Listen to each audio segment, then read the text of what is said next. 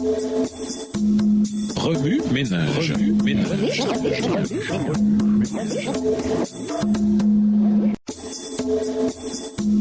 Remue ménage.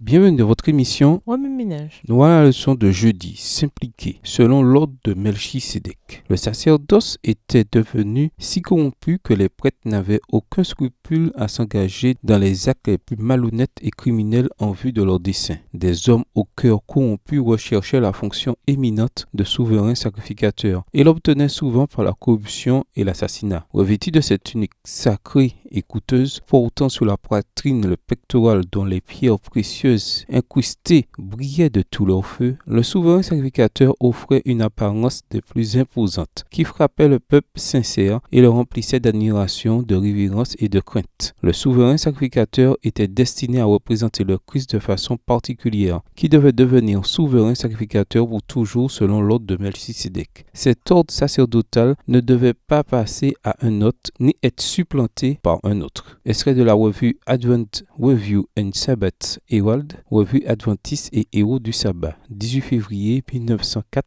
paragraphes 7 à 13, écrit par Ellen G. White. Satan voulait séparer à jamais l'homme de Dieu. Or, en Christ, nous devenons unis à Dieu plus étroitement que si nous n'avions jamais péché. En assumant notre nature, le Sauveur s'est rattaché à l'humanité par un lien qui ne sera jamais brisé. Ainsi se trouve garanti l'accomplissement de la parole divine. Un enfant nous est né, un fils nous a été donné. L'empire a été posé sur son épaule. À la personne de son fils, Dieu a adopté la nature humaine et l'a transformée au plus haut des cieux. C'est le Fils de l'homme qui partage le trône de l'univers. C'est ce Fils de l'homme à qui on donne pour nom admirable, conseiller, Dieu puissant, Père éternel, le prince de la paix. Ésaïe 9, le verset 6. Le je suis est l'arbitre placé entre Dieu et l'humanité, posant sa main sur l'un et sur l'autre. Bien que saint, innocent, immaculé, séparé des pécheurs, il n'a pas honte de nous appeler ses frères. Hébreux 7, le verset 26, Hébreux 2, le verset 11. En Christ, la famille de la terre et celle des cieux sont reliées l'une à l'autre. Le Christ glorifié est notre frère. Le ciel est enchâssé dans l'humanité. L'humanité est enlacée au sein de l'amour infini. Texte tiré du livre Jésus-Christ au chapitre 1 aux pages 16 et 17.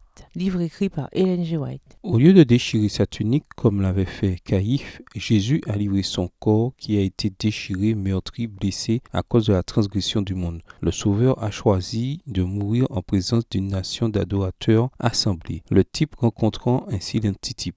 À la fois prêtre et victime, il est entré dans le temple en tant que lieu de sacrifice. Le Christ, notre Pâque, a été sacrifié pour nous. Il est l'agneau immolé dès la fondation du monde. Il est le vrai souverain sacrificateur, car après avoir subi l'humiliation, la honte et l'opprobre, après avoir été crucifié et enseveli, il est sorti du tombeau en vainqueur de la mort. Il est souverain sacrificateur pour toujours selon l'ordre de Melchisédek. Extrait du livre Manuscrit Religious, volume 12, page 398, écrit par Ellen G. White. Remue ménage. Suite à l'étude d'Hébreux 5, les versets 1 à 10 et Hébreux 7, les versets 1 à 28, en quoi ces deux passages s'appliquent-ils dans votre vie? De quelle façon Jésus est-il votre grand prêtre personnel? Quelles applications pratiques la présence dans votre vie du grand prêtre le plus parfait entraîne-t-elle? Révisez le verset à mémoriser. En quoi s'applique-t-il à votre vie cette semaine? Au revoir. Et à demain si Dieu veut.